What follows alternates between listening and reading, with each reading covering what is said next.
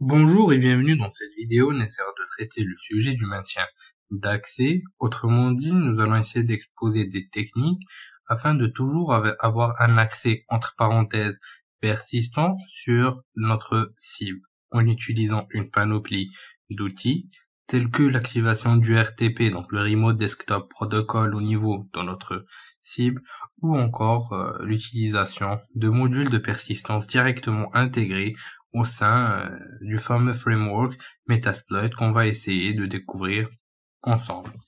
Sans plus tarder, le plan de la présentation sera le suivant. Nous allons commencer par une petite introduction, suivie par une présentation des outils qu'on va pouvoir utiliser. Et enfin, nous allons finir notre présentation par un lab où on mettra en pratique tout ce dont on aura découvert en théorie. Après la phase d'élévation de privilèges, vient ensuite l'établissement d'un accès constant à la cible. Cela nous permettra une accessibilité continue en ouvrant des portes dérobées ou encore en activant des services, par exemple, en mettant aussi en pratique l'intégration de backdoor au niveau de notre cible ou encore l'utilisation de modules spécialisés de persistance qui sont intégrés directement au niveau de Metasploit. Les outils qu'on va utiliser ou encore les techniques sont les suivantes. Donc on va essayer d'activer les connexions par exemple Telnet TRDP au niveau de notre machine cible, mais aussi l'utilisation de modules de persistance tels que METSVC ou encore notre persistance qui est un module spécialisé au sein de Meterpreter qui nous permettra d'établir une connexion continue, une accessibilité continue au niveau de notre machine cible.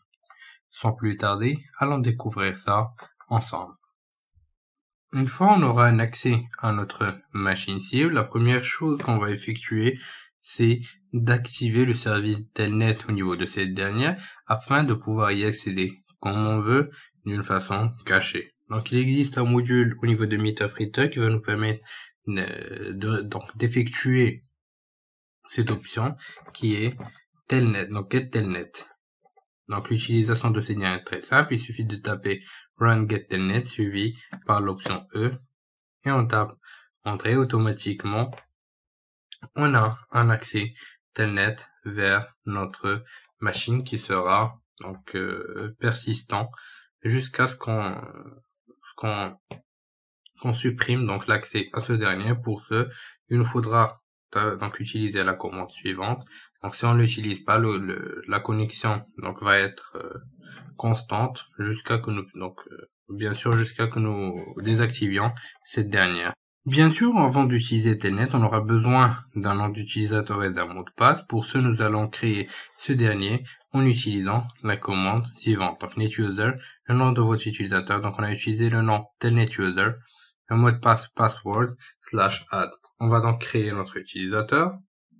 Ensuite, on va ajouter ce dernier donc au niveau du groupe d'administrateurs, au niveau de notre machine cible grâce à la commande net local group, donc administrators, donc le groupe que nous voulons utiliser et l'utilisateur que nous voulons ajouter à ce groupe. Et on tape entrée et voilà. Maintenant, nous pouvons ouvrir un nouvel invite commande. Donc, et on peut se connecter directement au niveau de notre machine cible. Utilisant la commande suivante. Donc on nous demandera un nom d'utilisateur. Donc ça sera telnet user et un mot de passe password. Et voilà, nous avons pu avoir un accès à notre machine cible en utilisant donc telnet comme module de persistance au sein de notre machine cible. Maintenant que nous avons découvert comment utiliser la connexion persistante en utilisant Telnet, nous allons voir comment effectuer donc une connexion en utilisant RDP. Donc ça sera très simple. On dispose encore une fois d'un outil qui va nous permettre de faire cela au niveau de Meterpreter, qui est get G8. Donc vous pouvez voir la panoplie d'options en tapant le -H. Donc vous avez la panoplie d'actions possibles en utilisant cette commande. Donc tout d'abord, il nous faut activer donc RDP au niveau de notre cible. Ensuite, on va utiliser la commande suivante afin de récupérer un accès vers ce dernier. Donc voilà, Donc vous allez remarquer une petite erreur. Donc vous pouvez pas utiliser de compte déjà existant. Donc vous devrez créer un nouveau compte en utilisant cette commande. Donc c'est ce qu'on va faire ensemble. Persist telnet.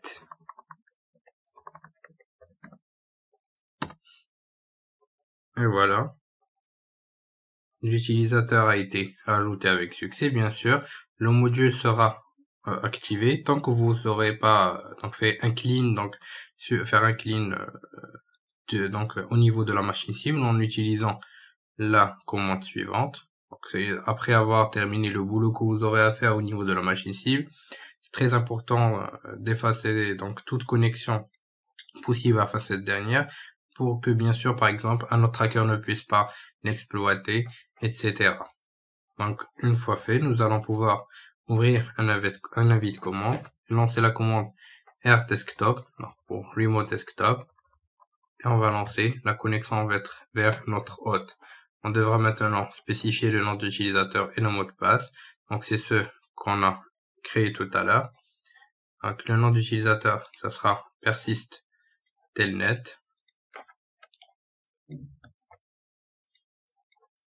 On va l'écrire un menu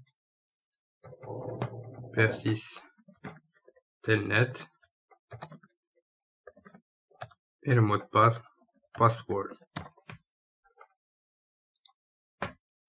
Et voilà, vous avez pu récupérer une connexion distante au sein de notre machine cible. Donc vous pouvez contrôler cette machine comme bon vous semble et utiliser la panoplie d'options disponibles pour vous. La prochaine option qu'on va découvrir est l'utilisation de modules de persistance directement intégrés au sein de MetaFreeter, tel que MetsVC qu'on va découvrir tout de suite. L'utilisation de ces derniers est très simple et vous permettra d'établir des connexions au temps voulu, donc en utilisant le multi-handler comme on le fait d'habitude au niveau de Metasploit. Pour utiliser MetsVC, il suffit de taper run MetsVC et taper entrée. Une fois l'installation de MetsVC effectuée, donc vous pourrez voir le port utilisé pour le backdooring. Donc au niveau des fichiers temporaires, on a créé le fichier d'installation pour ce dernier. Donc on a pu uploader les fichiers suivants concernant le serveur MetsVC, l'exécution de ce dernier, donc les DLL nécessaires à l'utilisation de ce module de persistance, etc. Maintenant, vous pouvez lancer votre connexion, vous déconnectez, vous reconnectez autant de fois que vous voudrez au sein de votre machine cible. Ça sera toujours persistant jusqu'à que vous ne supprimiez l'accès de MetsVC, donc en supprimant les fichiers de ce dernier.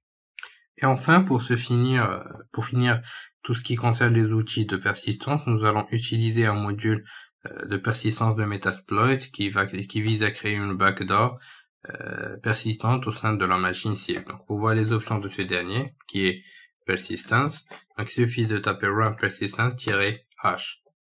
Vous aurez maintenant la panoplie d'informations sur le script de création de backdoor, ainsi que les options. Donc pour nous, on va utiliser la commande suivante.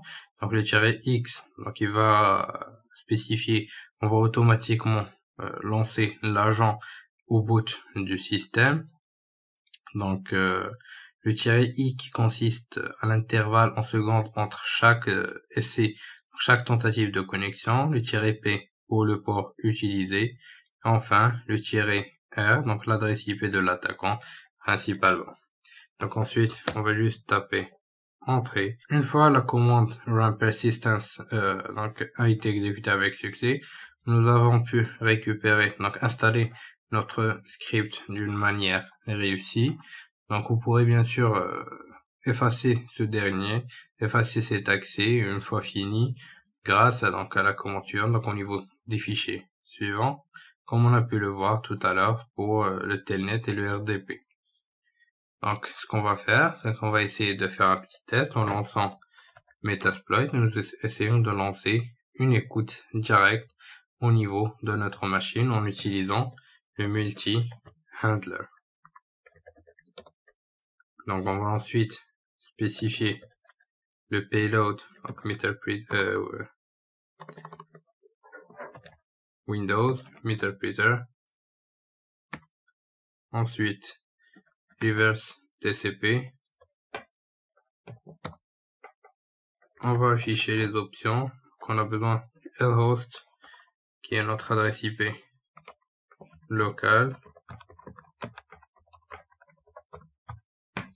On va spécifier le port qui est 444. Et on va lancer l'écoute. Et voilà, nous avons pu automatiquement récupérer une connexion vers notre hôte.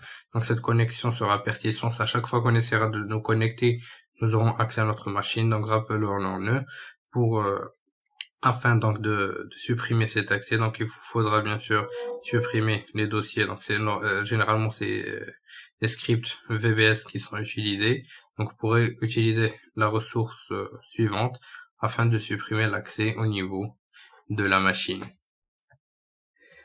Pendant cette présentation, nous avons pu découvrir différentes techniques de maintien d'accès au sein de la machine cible, ce qui nous permettra une accessibilité constante, persistance au sein de cette dernière, jusqu'à que nous puissions terminer le travail que nous avons à faire au sein de cette dernière. Bien sûr, à la fin, il nous faudra effacer nos traces comme on a pu le découvrir, mais aussi supprimer l'accès à cette dernière, vu qu'elle sera accessible aux pentesters, aux hackers, etc. Je vous dis merci de votre suivi et à la prochaine vidéo.